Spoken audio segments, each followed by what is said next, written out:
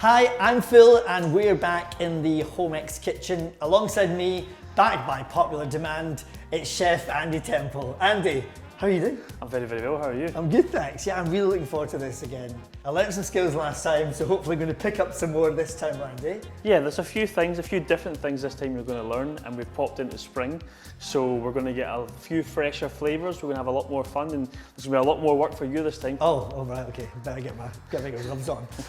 Listen, what have we got coming up? Give us a wee taste of the food that we're going to experience here. So we're going to take ourselves around the world again. Okay. We have got some lovely flavours from Mexico. We've got some lovely British flavours. We're going to replicate a shepherd's pie and make it into a vegan dish. We've got some beautiful cakes, a few more nice desserts. Oh, nice, good. We've got a lot more punchy flavours coming for some Asian food. So yes, a good variance, kind of all over the place. Sounds good. I'm really looking forward to it. Now, as Andy said, this is the Greenhouse Spring Volume 1, and hopefully you'll pick up some tips about how to place and eat it at home this March. So Andy, let's go for it. Dish number 1, a vegan shepherd's pie. So all we have to do is decant this, pop it straight into the oven for 15 to 20 minutes, warm it through and serve straight away. If you just want to decant this part in there first, and then we'll go from there. Oven's already on, Okay. at 180 degrees Celsius.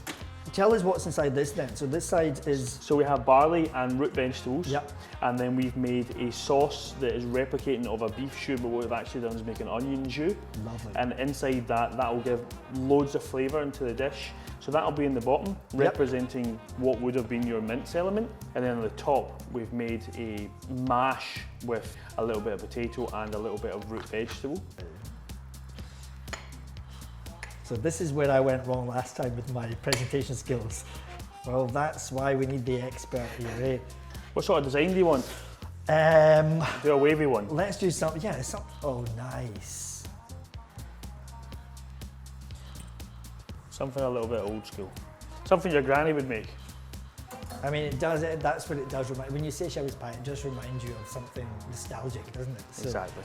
brilliant. So that's it. Pop that straight in the oven, 15 to 20 minutes, you're good to go.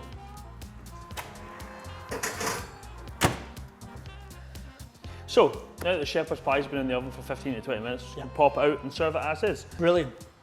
So, dish number 1 is our shepherd's pie. Right, Andy, dish number 2 now. What have you got for me? We have got a hot and sour Mexican soup, flavours of chipotle lime. We're going to top it with nachos. Sounds really weird, but they're going to be a crispy element to the top. We're going to break them down as a little crumb. I'll give a little bit of texture to the dish. Of course, Mexican food's really popular these days, isn't it? Mexican food is probably the most popular food I've seen on the market. It just seems to kind of, be getting better and better actually. The more we learn about the flavours of Mexico and what's involved in cooking that way, it just seems to be something that everyone enjoys these days. The ground roots of it are either pork or vegetables. So see, for vegan, it moves very, very well for vegan. So many good flavours. So what I've done here, first part, hot and sour broth straight into the pot, and then we're going to finish off with our vegetables. So we've got tomatoes, we've got corn, we've got beans, and we've got a little bit of coriander. I'm just going to pop that in there and just warm that through slightly. It only takes a couple of seconds. We're going to top with our nachos. Lovely. Again, very, very weird, but actually works. Bring it down to a wee simmer, 30 seconds to a minute. You're just taking the chill off it, making sure it comes to the boil, and then we serve as is. Nice and easy then, is it? Nice and easy, straight into the pot. So, there we go.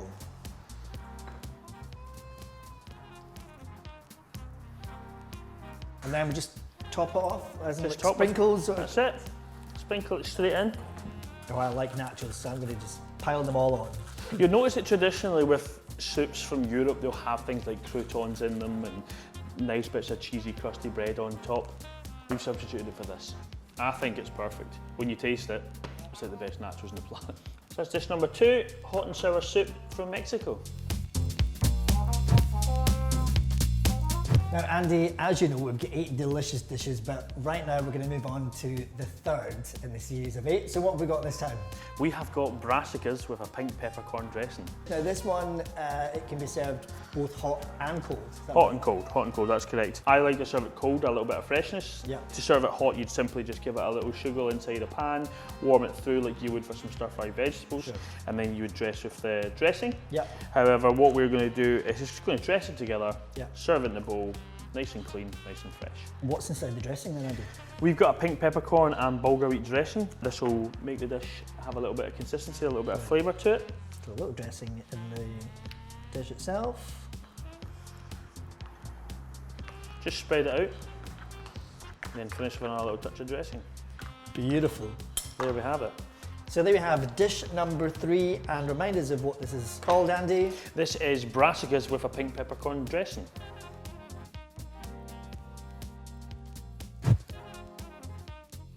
So when I was last here with you, we cooked a few dishes that were inspired by Persia, and I think it's the same for this one. Is that right? Dish number 4. A little bit. We're sort of moving away from Persia, just heading towards Afghanistan, India and Pakistan a little bit. Okay. We're going to do a spiced potato with an Asian slaw, and we're going to do it with puffed rice and crystallised fennel seeds. Now, Nice. crystallised fennel seeds sounds a little bit weird. You're going to love them. Okay. Tastes like sambuca. Oh, excellent. Gives a little bit of that clean flavour coming through at the We're same getting time. a shot with our dish here. Yes. What we're going to do is we're going to pan fry this potato terrine. So there's a little bit of cooking involved. Nice. Then Action. the slaw, I'm going to teach you how to do a quenelle. And then we're just going to top with the rice and the crystallised fennel seeds. Brilliant. So if you can open that up, Of course I can. what we're going to do is we're just going to pop the whole potato terrine into the pan. Okay. We're just going to let it slowly caramelise. There we go, Andy. Sizzling away. You want to caramelise it on all sides. Right? Heat on about medium. You're just basically making it a big posh spicy chip. Okay, lovely. Making sure it's crispy on all sides. And how long are we cooking this on the pan for? So it depends on how hot your stove is. Right. But what we'll do is we'll start that coloration off there, so you'll see that just there. What we're going to do is just going to make sure it's a little bit browner. Yeah. And just take our time. So that's it, we're just lightly frying this. It's not going to darken in any colour or anything like that at all. You'll get a little bit, already is a golden brown colour, but you are looking for a nice colour that you would see on a bit of fried fish or a little bit of fried potato. You're certainly not looking for deep, deep dark colours. Okay. With all this is enough for 2 people here, so what we're going to do is we're going to take a tablespoon worth each. Right? It's a little bit dry, but you just need to get enough just to top into the spoon. Right? Okay. And what we're going to do is we're going to slowly but surely start moving back and forward just to shape it. Okay. And as you'll see, it starts to come together slightly. Okay, so It certainly and forward, does. Back and forward, Not sure mine will be coming together that easily. back and forward. And this is purely a presentation thing, isn't it? Purely presentation, so that'll just go there. Beautiful. If you want to try that there, Right, try it. Yeah. 1 spoon here, then what am I doing? you're The bringing this one to the front, front, and then you're scooping that onto there. skipping, Yeah, and then pull that one back, and then that's it. Scooping it on. skipping. Takes a wee while, but you'll Just a get little there. bit of practice, Andy, you know? We're new to the kitchen here. Well, that's it. As you can see while Phil's doing that, we've got the terrine cooking away, and you can see here it's got nice brown colour. So we'll just pop another one of them onto there, Okay, no worries. and then we'll just pop the terrine down the middle once it's ready, and then we'll just top with the rice and fennel. So now that we've got the potato terrine nice and crisp and coloured, and it's been on the stove and it's nice and warm, we're just going to pop this straight onto the plate. Once you've done that, Phil, if you just want to dress with a little bit of the puffed rice and crystallised fennel, Sure. Into the middle, straight into the middle, and then just garnish on top. just go for it, yeah? Just go for it. That's it. There we go, dish number 4. Remind us what this is, Andy. So this is a spiced potato terrine with an Asian slaw and puffed wild rice and crystallised fennel seed. So let's move on to dish number 5. So we're going to blend a couple of flavours you never think we would blend. Okay. And we have brought you a peanut hummus. Oh, sounds nice. bonkers, tastes amazing, absolutely Really? amazing. So comes ready to serve. Hummus, of course, kind of Middle Eastern, is that right? Yeah, Okay. Levantine foods, but we've mixed it up with roasted peanuts. We've got a little bit of chickpea on the top and a little bit of pickled celery and some oil. That's So just ready to go now. it is, yeah. If you don't want to do the washing up, you're good to go. So we just spoon this right in as it is, yes? Yeah. Okay. It tastes amazing. We do this amazing fresh celery on the top. We have this rich roasty peanut flavour coming through. Something that you would never probably use with the hummus, but it gives an amazing flavour. This does smell delicious. So, peanut hummus, very simple, ready to go. That's us.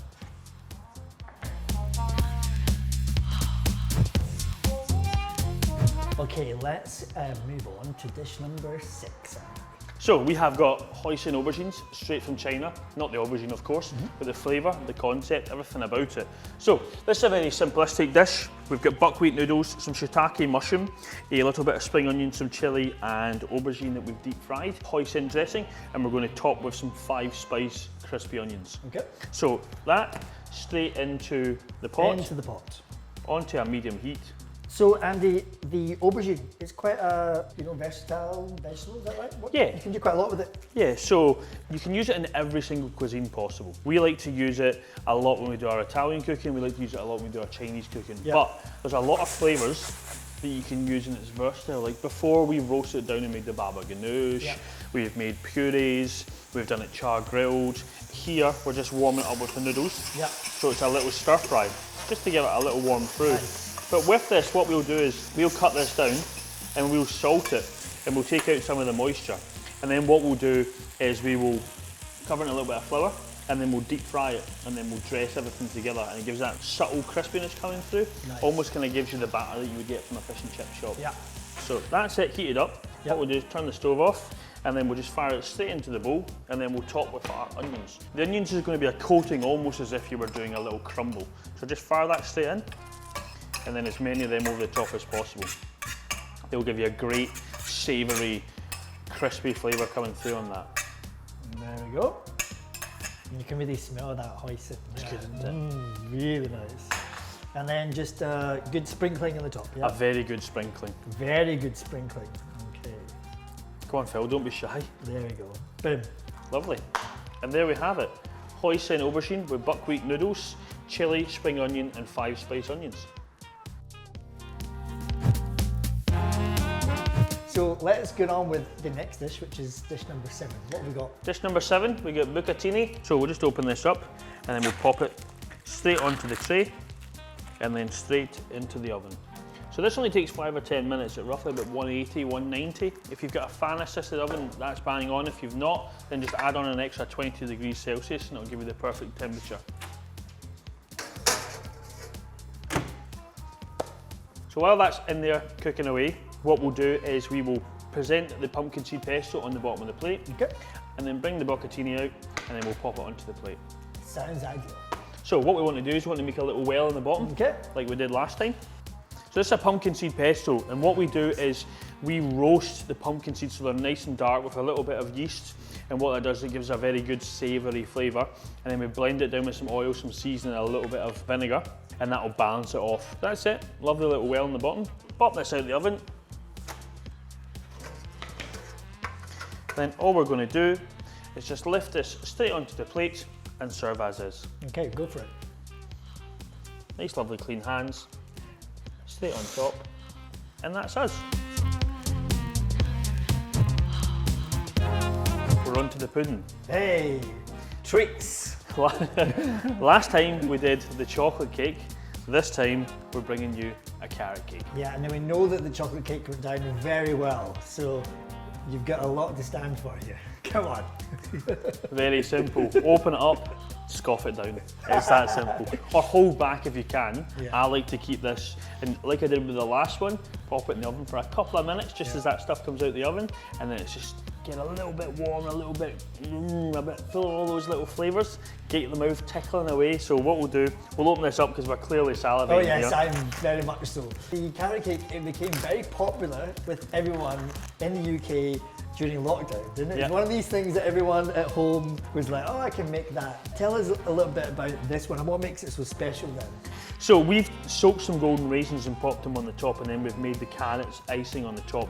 Vegan friendly, of course, and then just a great cake that we've substituted everything out of it that you would normally have in your carrot cake.